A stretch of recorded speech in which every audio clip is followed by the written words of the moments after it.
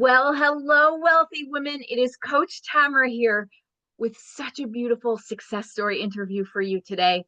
I am so excited. This is going to be so inspirational and so helpful that I really, let me not say anything more. I'm just going to pass over the microphone and the video and go ahead and introduce yourself. Tell us who you are. What is the name of your business? Where can people find you? What do you do? And why do you love doing what you do? Well, thank you, Tamara. I'm excited to be here as well. My name is Meg Johnson Hall, and I have a business called First Quality Consulting, and I'm located in Colorado. So I'm Rocky Mountain High.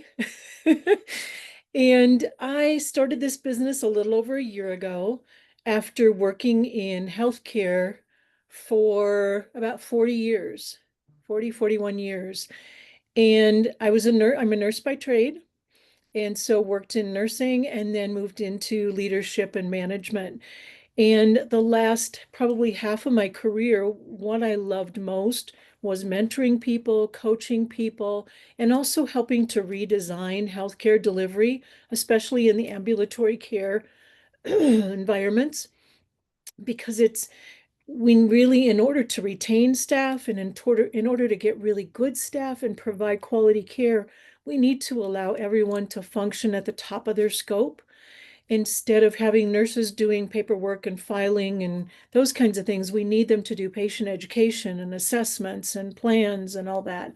So that was a lot of my projects in the last several years, probably 10, 15, 20 years, was really helping organizations redesign. And so I continued that when I retired out of full-time healthcare administration. I sat down and reflected and said, what do I love most? And what I love the most is working with healthcare organizations to redesign their delivery and coaching leaders and coaching individuals. So the leadership was just kind of something I did all through my career. But when I retired, I started to reflect on how I had become my authentic self. And so I looked at a couple turning points in my life. I grew up in a very abusive home, mentally ill, and how did I make it to where I made it to, completing college, going for my master's, having a successful career? What was the journey I took? And then how can I help others to make that same journey? So I developed a framework with the keywords authentic. And now I work with people. I do workshops on both leadership, leading authentically, and just leadership foundations, as well as helping to move people from living from everyone else's expectations into living to who they truly are and becoming their authentic selves. So what I do now is just simply joy. I just love working with people and working with organizations. And tell me a little bit more about a lot of the women watching here. They're their own business owners, entrepreneurs. Can you talk a little bit about how your program, especially on authenticity, can really help them to dial in how to be their best selves in their life and in their business? And what does that look like coming from such an amazing background of such expertise and knowing how to do all of this, whether it's in a corporate setting or to an individual? Like, Right. maybe share a little bit, like, what does that look like when someone is working with you that is a small business owner, entrepreneur? Yeah, I think one of the biggest challenges for me when I moved from corporate to my own small business was really narrowing down my niche. And everybody kept saying, you need to do that, you need to do that. And I'm like, I want to work with everyone. And that was really what I had to do. And I think that was probably the most difficult part of starting my business was, along with marketing, was really figuring out, I had become my authentic self. So how do I help others and help even organizations and leaders to truly figure out who they are, what they value? We do time studies to figure out how much of your time are you really spending in a week that lines up with your values. And so I think that helped me to not keep doing all this busy work and this other stuff and really focus on my core value, what I can give to others, how I can help leaders, small business people, women in general, to really figure out, am I living by others' expectations? And if so, how do I realign that? And it's not an overnight thing, it's a gradual process that we do, but it helps you when people feel you're authentic in your business, there's a stronger connection and they get better results and they also connect with you and really listen to what you have to offer when they realize how authentic you are. And I think authenticity really, I mean, another definition of that is probably what makes you happy. Like, what is your Right, real joy? You know, right. we do this word authenticity means so much. It's such a Mhm. beautiful word, and it carries such a, a presence of what we want to be. And I think in the simplest of ways, it's like what makes you happy Mhm. and what doesn't, and then do more of what makes you happy, Right. and try and figure out how to get rid of the stuff Yeah. that doesn't, even if it's necessary, right? Like, Right. I think we're all made so differently. Some people love being on calls, some people couldn't don't they just don't Yeah. want to be on sales calls at all, or meetings or anything like that. Some people love computer work and another will run from it. And what do you say to, let's say, the beginning business owner that maybe has to wear all the hats, wants their dream to come true, Mhm. knows there are things that are required, it's not just going to happen without the effort, but they're not yet in a position to be able to say delegate or hire out or maybe Mhm. automate somewhere down the line. They have to do the things too that don't feel so authentic, Mhm. but it's necessary, because the bigger authenticity is that their dream gets Yeah. realized, right? So, but how, maybe you can give a couple tips for someone that struggles with that, and then this makes the journey for them to their dream life a little bit more difficult, because it's like pulling teeth sometimes for certain parts of a business. All of us have something we don't love about our businesses, right? Right. But Exactly. And I think yeah, that's like any job we have. There's things that you just have to do. It's part of the job. And then there's things that you love to do. And I feel like during my career, a lot of what I had to do, I had to do. But then there was also those moments of what I got to do when I love, whether that be speaking to people, whether that be mentoring or coaching someone, whether it be redesigning. So when I got my own business, it was, yeah, I'm a one-woman show initially. And so I had to take those things that like marketing. Marketing, I'm not a salesperson at all. So I took a different approach where I develop relationships with people, relationships with other businesses. And I developed that first. And I love developing relationships. I love getting to know people. I love understanding what they do. And so I took that approach to marketing, which made it easier for me to do it. And then making sure you have time each week to do the things that you really love. Even if you yeah, don't have a lot of clients in the beginning, when I didn't have clients, I was busy writing my courses because I love to teach, I love to educate. And I was connecting with other people and getting opportunities to speak and share some of my messages. And I write. I love to write. So I've written a couple collaborative books. I got two more coming out in my solo book. So I tried to intersperse. I'd say, okay, so Tuesday morning, I need to spend the whole morning on finance, marketing, whatever. But then Tuesday afternoon, I get to spend it developing relationships, writing courses, writing in I my book, love whatever. that. So I I tried to love disperse that. it out during the week so that, yes, I had some things I had to do and I didn't love. But then I knew if I got the morning and I was really productive and got my checklist done, then the afternoon I could do the things that I love. I think that's really great advice. We're going to actually jump right into the success questions, because we're Okay. already starting to Okay. get into some good stuff. But before we do that, obviously, I love all the books that you have in the backdrop. And like you said, you're co-author and you're authoring and all of the good things. So, what is your website so that people can go ahead and find out more about all the great work that you do, so that they can learn more about you and hopefully potentially work with you? Absolutely. So my website, I think is above my head. It's Uh-huh. www.firstqualityconsulting.com. And my email is meg@firstqualityconsulting.com. And yeah, there's when you go on my website, I have several different things. I have my consulting, I have my leadership coaching, my life coaching, and my speaking. And then I'm Wow. also the two on the top here that you see are courses that I run, Foundations in Leadership, and then an authenticity course. So you'll see all of that along with more of my history and some freebie resources in there, all of that. I love Fantastic. So I want to, before we even get into the questions, because you really made a really good, strong point about the things that aren't always the most fun to do in the business, and that we all are in the same boat. It's very rare that someone might love every single moment of the business journey, right? I think that, but it builds character to push Yeah. through, right? And helps you to kind of navigate, understand others better. But I think that the idea of doing the harder parts first, Hmm. getting them out of the way is such great advice, and like a little reward after. Like Hmm. your Hmm. reward is relationship building with others. So for Right. you, that was like your carrot, right? To have Yeah. that carrot in front of you.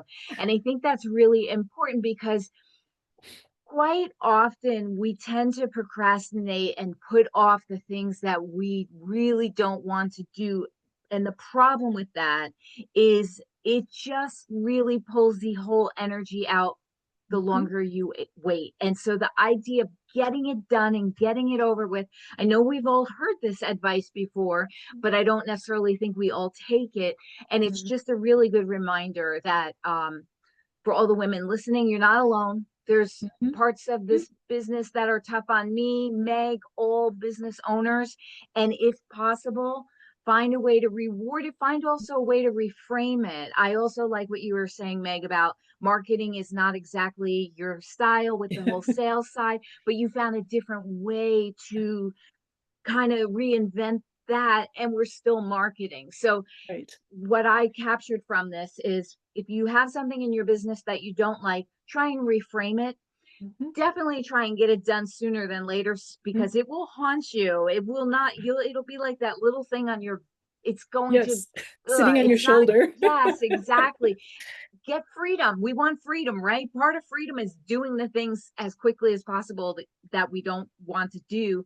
I mean, do them well, but I mean, do them Hmm. first and then have some sort of reward for yourself. So great advice on that. That was not a success question, but I think it's a very important thing that we talk about because we all talk about dream businesses and follow your joy and your bliss and your happiness and it's create your ideal life. And it sounds like, wait, I must be doing something wrong because I don't like this part of my business. But no, it's okay. It's It is you're okay. And I think the it other is thing that okay. that helps with that is that if I do it right away in whatever days I block it out, then when I do the stuff I love, I can do it with more freedom, not with that little nagging person sitting on my shoulder going, you didn't do your monthly budget Yep. yet, you didn't do your Yes. marketing calls, Yes. and it's Yeah. like, okay, Yeah. so I mean, then I we don't could even enjoy what I'm doing later exactly. in the day or the next day. So, yeah, it really feels good. I'm a checklist person. So when I get those Yeah. things checked off, it's like this freedom comes, like you were Yes. mentioning. Yes. And that's another good point for many of us, myself included. I even had an app like check it off, check it off. It's like it's a quick win and it feels good Yeah. and you feel sort of powerful and you're like, okay, what's next?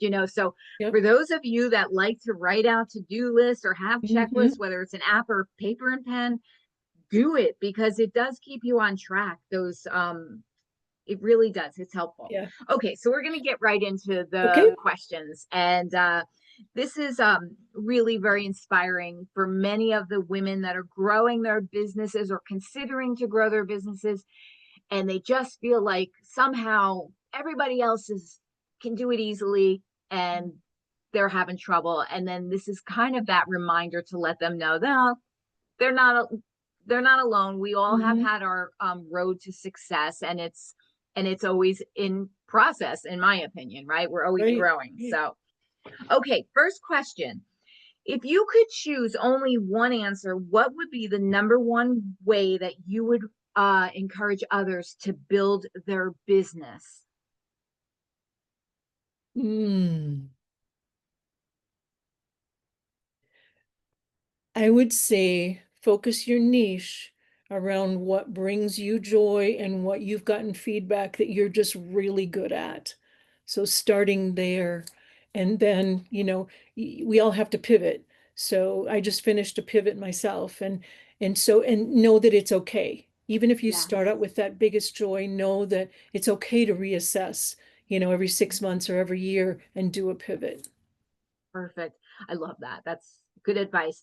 And then I'm just curious, especially because you've had so many years working in a more corporate setting, and now you're doing your thing as your own businesswoman. What is the biggest feeling of joy that you get from being your own boss compared to, working in an established company? For me, it's freedom. Most of the time I can work from anywhere, unless I'm actually at a healthcare organization, but most of the time I work from anywhere. And so my husband is fully retired. And so we can travel, we can go see his family or my family, and I can still do my work. If we're seeing family, it's maybe not a full day, but I can schedule my own schedule. I can say, okay, I'm going to only work 4 hours this day because we're visiting family. I'll work in the morning. And like I said, I can do it from anywhere. Whereas when I was in corporate, I had to do it there. And so the other thing is when I want to take a vacation, I can just schedule it ahead. As Yeah. long as I plan ahead far enough, I can take vacations whenever I want to take them. So that I love that.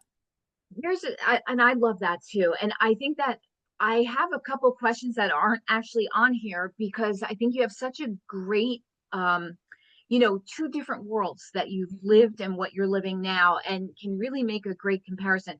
Some of the benefits, let's say, of having employment is we have to show up. They want us clocked in at 9, we leave Yep, at 5, something like that keeps us accountable, right? Or yep, else we right. don't have a job or Yeah. money or all the things. This is definitely a for some it's like they'll work round the clock. For others it's kind of like it needs to be more inspired movement. However, how would you or how did you keep yourself accountable when for years you didn't necessarily have to do that, you just had to show up at your job because that was Mhm. what was expected, and you have this freedom doing it your own way now? How do you not get loosey goosey with that, I guess, is the best way of saying that. Yeah, I think I did now and then get a little loosey-goosey with it. And all of a sudden I realized, it's been a day and a half and I haven't done anything for work. Oops. But I also have things that are structured. I have networking meetings that I attend in person around here. I have networking meetings I attend online. I'm going through John Maxwell's training for speaking Mhm. and coaching as another kind of niche. And so I try to, and my husband knows that basically from 8 to 5, 5:30, sometimes 9 to 5:30, I'm working. And so you just do you, and I'll do Mhm. me. And I come up in my office, I come down for lunch, but I just have it really structured. In the beginning, I was kind of like, oh, I'll just sit with you on the couch and do my work. And pretty soon we're in this conversation. I'm not getting anything done. So I learned some lessons that first year of, I really need to structure my time. Same with my writing. I was getting so Mhm. busy doing other things, I was not writing. And so I structure, I have a writing coaching group on Tuesday mornings. So the rest of Tuesday morning is all writing. And then I'll write a little bit on another day. But so yeah, it's really about keeping that structure, even though no one is saying you have to. Your wallet will eventually say you have to. That is so true. Very true. And then let's say for example, do you when you do your scheduling, do you prefer like to have one day dedicated to content, another day dedicated to networking, or do you kind of like mix up your routines um during every day? Yeah, I do half days focused on something. So a half day focused on writing or a half day focused on creating content, half day networking, and those kinds of things. And for me, I don't know if I have mild ADHD, but to work on one thing all day long, it just doesn't work for me. So it's Yeah, better for yeah. me to split it into half days. Split it into, because I've heard both sides of those Yep. arguments. And I think I'm really interested because you have such a very interesting, opinion for both sides of it now. And the other thing I wanted to ask you, you are connected so much with your writing group, your Mhm. networking, your courses, because a lot of entrepreneurs, especially if they've left the corporate job, that can feel very empowering and freeing, but then sometimes that loneliness Lonely. will set Yeah, in. And exactly. that can be hard on someone, especially if they're very social. Some Yeah. people love the loneliness, they want to be all by Mhm. themselves.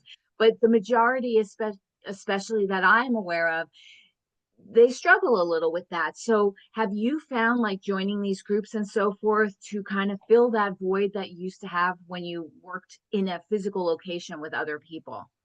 Yeah, that's so true. I'm a very social person.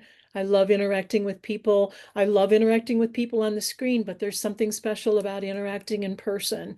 So the first probably 5, 6 months, I wasn't doing that. And I actually started to get really kind of sad. It was like, okay, here I go back to my office all day again today, all by myself. Yeah. And so I had to, and the other part of it is my marketing is much more relationship built. So I'm like, I need to get out there, not just do relationships online, which I love, but I also need to get out there and do some local relationships and get to know people. It'll solve two problems. It'll build more, relationships for my business, but it also will get me out and fulfill that social part of me. Well, I love that. So it's like you recognized in yourself what was missing, but you found a solution for it. It wasn't like you just stayed in that negative Yeah. energy. You said, okay, I'm aware this is bothering me. Yep. I have the power and ability to figure it out and fix it. So I think this is really good. These are actually questions I've honestly never really asked any of my other Mhm. guests, but I think it is really important because there are a lot of people coming out of corporate, whether by Yeah. choice or they didn't have an Yep. option, and now they're considering to go ahead into their own businesses. And the fact that you have so much expertise in leadership, that you know how to put a program for your whole life, your whole self, your Hmm. business together to make it effective and efficient, and valuable to others as well as yourself. And then you have this whole authenticity part, which is so important because, you know, women that are going into their own business, like, let's get them on the right track right away instead of Yeah. them going in the wrong direction and Yeah. figuring it out. Oh, now they have to turn around and get on Yeah. another track that's more in line with them. And so I'm really intrigued by your perspective on this. And that's why I'm kind of leaning into some Yeah. of these questions a little bit more. So I think this will be very valuable. Um, a lot of times I speak very much to the entrepreneurs, and that's perfect, but there really is that a large amount of people coming in from corporate and going into this matter, especially women. Yeah. We are actually building businesses much quicker than men are, like our own businesses. So thank you for sharing. Mhm. So now I'll get Absolutely. now I'll get into a couple of these actual questions I usually ask, but thank you for that. So we touched on some good things there, I think, right? Yes, I think so too. Okay, this is kind of a little bit again about efficiency, Mhm. being your own leader.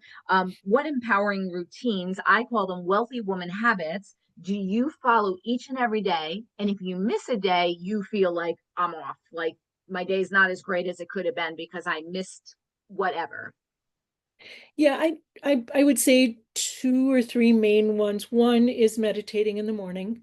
Mhm. Um, I love to meditate, and so I do that routinely every morning, and that just kind of starts me out grounded, centered, focused.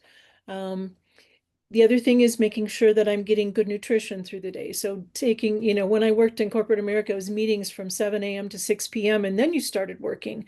And most of the time you didn't get lunch or you ate lunch, during a meeting, whatever. So I'm trying to purposely take that half hour to, go get something healthy to eat, to just take a break from the screen, from the paper, whatever.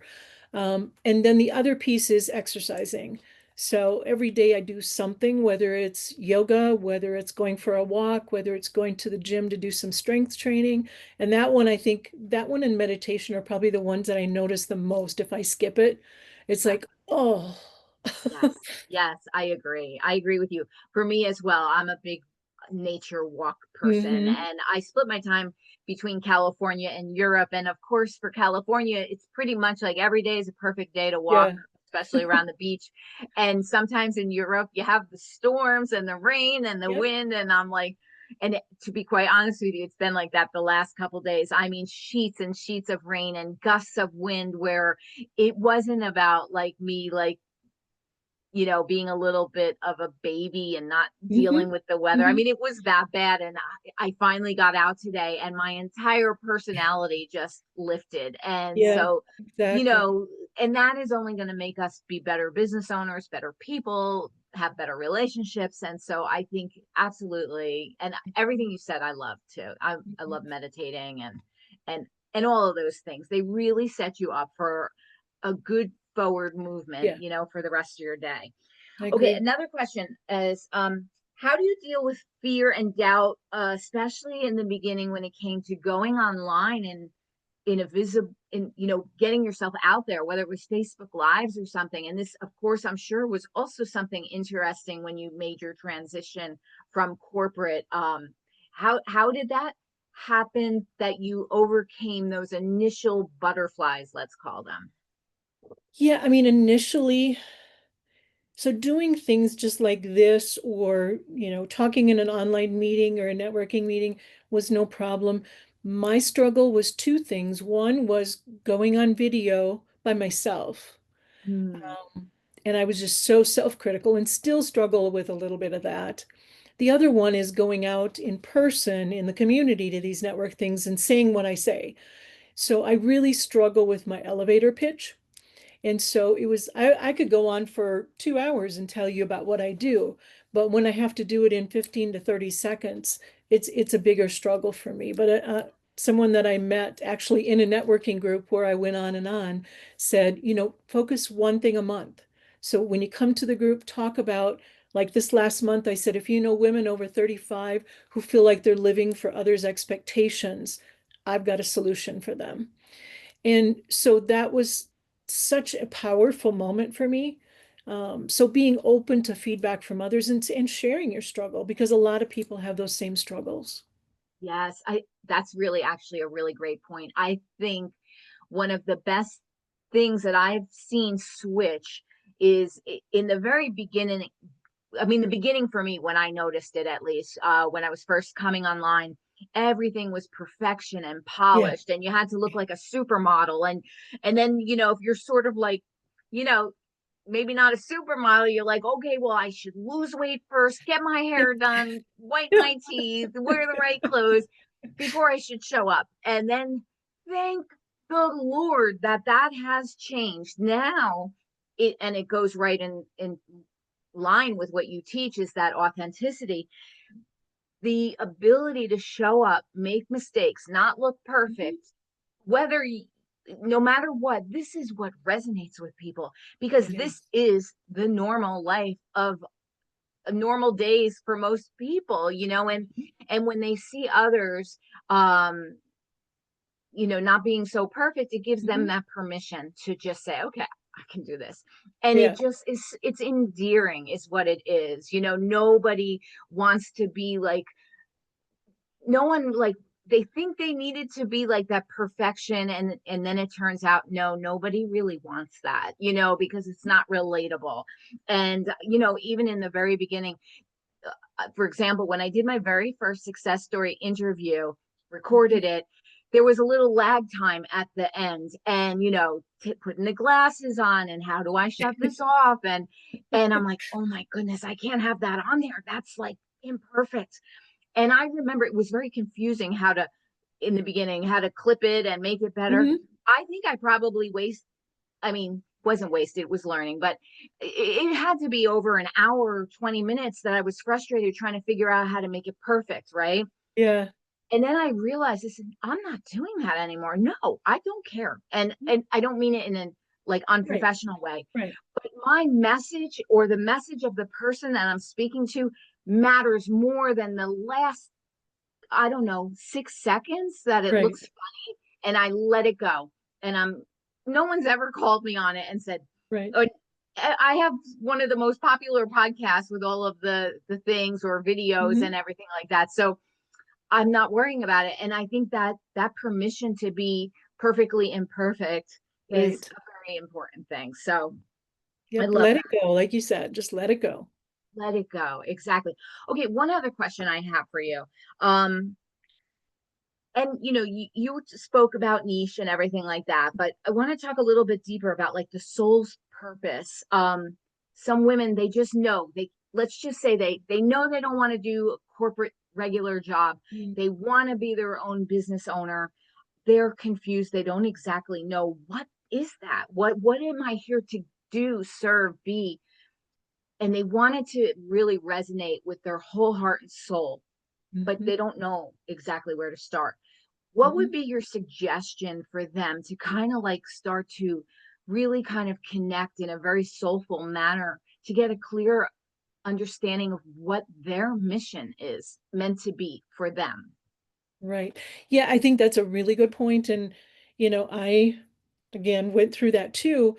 And that's kind of what led to me to design my authenticity model that I do is you have to look at what you're good at, what you value, what brings you joy, and what's realistic for you to do. And so that's a part of many times when we're coaching folks is what we do is let's really talk about, what are you good at? What do people comment on that you're good at? And then the other thing is, what have you been through that you might be able to help others go through? So I will share with people, growing up in that very negative environment and in a two-step, I mean, I had two turning points that really got me to where I am. And so other people I see are stuck in that kind of victim mentality, that I'm no good, I'm useless. And so it's fun and it's exciting to be able to help people move out of that. So, yeah, I think it's what you're good at, what people have commented on that you're good at, what you've been trained to do, all of those things. And then what brings you joy and what is in alignment with your values. Yes, that's, it's interesting that you say that too, because when you are good at something and you love it, that's perfection, That's right? Chef's magic. kiss. Yeah. That's magic. But there's a lot of times that you can be really good at something, but it's not your joy. I've Right. actually had this happen to me where it's like, I've been told, or I've had my own experience that I'm really good at a different type of skill set. And it just, that might be the case. And part of me thought, like, it's just not me. And you feel a little bit like, am I wasting this skill set? Yeah. Because obviously I Yeah. have some kind of, ability with it. But Right. in the end, it's more about the joy than the skill set, right? So like Yeah, and finding your market that wants and needs what you have to give. yes, So yes, not always, not everything that I love to do I get to do because there may not be a market for it. that's also a great point. So there you go. That is very true. Like, I'm sure we all probably like a good TV show, but no one's gonna pay you for that. Right. Like that might be something you love for fun, but doubt you're gonna make a career out of it. I'm being silly now, but Yeah. I understand your point. Yeah. You can have a skill set that you're great at and not want to do, and then you could have something you're so joyful about, but might not be marketable. So there Mhm. really is that, middle, Yeah, that it's middle, a you have to science make to them both find that. meet. Yeah. Yeah, and I don't think it's always super easy for people to figure it out, especially No, if they're coming from a completely different background, right? So I okay, agree. now that you have your own business, what about it will you never compromise, no matter what, on your in your business, like your value system for that? I mean, I think the integrity that I work with, the confidentiality with my clients, I think those are two things that, especially being a nurse for 40 years, Yeah. that's just so critical to me is, I honor everyone's confidentiality and making sure that what we say in the room stays in the room kind of thing. And then just being authentic, holding my integrity. So if I say I'm going to do something, doing it. I think those are the two most important things for me. Yes, yes, exactly. Let me just close that off there. Okay. And then last question. Sure. What is your number one professional tip now that you've been your business owner person now in this realm? What would be your number one professional tip for women to grow their businesses, especially initially?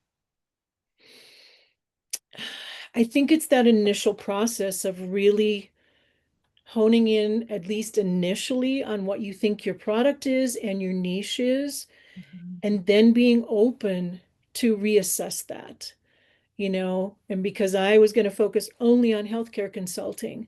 And then after a year, I had to reassess and go, oh, you know what? There's more of a market and more of a need for this leadership coaching and for this authenticity program than there is right now for healthcare consulting. So finding that niche, giving it a shot. It's okay if it isn't perfect. It's okay if you need to pivot. Um, and then do that process again and figure out, okay, here's what seems to be what I'm hearing. Do some market research, do some talking to people in your network, and then redefine it, update everything, and go for it. I love that too because it gives the person freedom to be able to zigzag their way to Yep, this success. I think sometimes we get so determined that we said we were going to do this and that's what yep, we're going to do. We're not going to stop until we finish it. And somehow, if we don't, we think that somehow we failed, but that is not the case at all. right. Sometimes you are meant to be led into an entirely different focal point because it is better for the people that you serve, it's better for Mhm. yourself, and you have to have that flexibility, and that is where that freedom comes in too, right? And that authenticity. So I love it. Okay, now you mentioned two more books coming out, so tell me about what's going on in your world in the future, and where, how do you want to grow out your business? And then before we end, just one more time, I know it's on there, but for those that are listening, just go ahead and share your website one more time. Absolutely. So this fall is when I actually launched these two mastermind courses. They're 2 days, 3 hours each day. One is focused on the foundations of leadership, and the other one is focused on authenticity. So I'm super excited to continue those. I'm going to do one a month, so alternating months. And they're very low cost. So it's really just something to secure your place and so you don't forget about, I signed up for this. We really want people to show up. So that's really exciting. I have a 365-day collaborative book coming out that's a collaboration with a lot of people. It's founded by someone else. And the one this year is on resilience, and I'll be putting it on my webpage as soon as it's for sure. But I have 2 different days in there. And so it's a quote, an original quote, a reflection, and then a question for days on resilience. So I'm excited about that coming out. We're still doing promotions on Cracking the Rich Code, the book that I was in, volume 18. And my chapter in that is on authenticity. And then I'm doing another collaboration that's coming out the first of the year, Seasons of Her Heart. So it's all women who are sharing the seasons that they've gone through and reflections on that. And then I'm hoping by the end of next year to have my solo book on out, which is really going from surviving to thriving. That's not the official name, but it's talking about everything I went through as a child and then my process of recovering from that, learning from that, and growing from that. So yeah, Wow. lots of exciting things going. Yes, you are an inspiration. I am so thankful. You have so much wisdom and you have so much the what you're teaching and helping others with are so foundational. Yeah, I highly recommend all of you to go check out Meg's site because this is foundational work. If you want to grow out your business, if you want to do it in the most authentic version of yourself, this is something that would be so helpful. Or check out her book mhm. offerings that she has showing on her website as well. So, one more time, what is your website for those that are listening Yeah, in? And thank you so it's very much for being here. Oh, thank you. It's been a pleasure. So my website is www.firstqualityconsulting.com and my email is meg@firstqualityconsulting.com. So I'm Um, excited to talk with you guys. I also have my LinkedIn page, which is Meg Johnson Hall, And I post at least 2 or 3 articles a week on LinkedIn. So it's another great place to connect. What an inspiration. Thank you. This is, you can even, just speaking with you, I think we are all getting ideas on how to organize ourselves better, how to set ourselves up for success basically, and really and give ourselves that freedom to, pivot and go with Right. the flows that our businesses take us in. And I think that this is such a helpful interview and Awesome. inspiring, and I just want to say thank you so much for being here. Thank Thank you you. for the opportunity. Oh, my pleasure. Okay, wealthy women, this is another power packed interview with so many tips you can start using right now. Reach out to Meg. Just go for your dreams. Don't be so hard on yourself. Just get started. You know, we grow as we go, basically. It's not an overnight process, and it's not necessarily an easy process either, but that's okay. Enjoy it. If you're focused mainly on the things that bring you joy and know that are making a difference in other people's lives, you are so on the right track. Just keep moving forward. And that is it for this interview. See you next time, everybody. Bye for now.